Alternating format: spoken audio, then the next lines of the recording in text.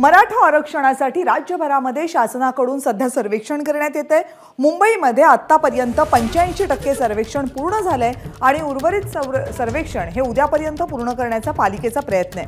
मुंबई महानगरपालिकेचे जवळपास 30,000 कर्मचारी रोज घरोघरी जात आहेत आणि सर्वेक्षण करतात।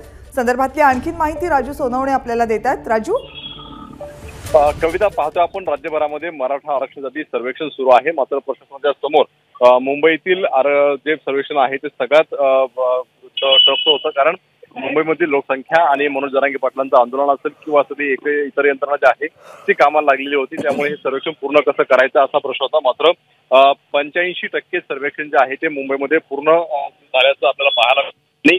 15% जे सर्वेक्षण आहे तो टप्पा उद्या पूर्ण होण्याची दाट शक्यता जी आहे ती वर्तवली जाते।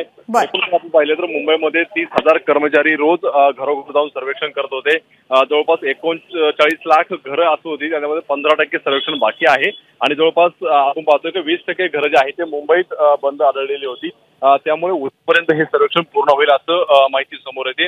त्यामुळे साहजिकच आहे की जो काय मराठा आरक्षणासाठी डेटा लागणार आहे तो मुंबईतून पूर्ण होताना पाहायला मिळतो। उद्यापर्यंत पूर्ण होईल, उद्यापर्यंत हा संपूर्ण डेटा गोळा केला जाईल असं मुंबई महानगरपालिकेचं म्हणणं आहे। धन्यवाद राजू, तुम्ही दिलेल्या माहितीबद्दल।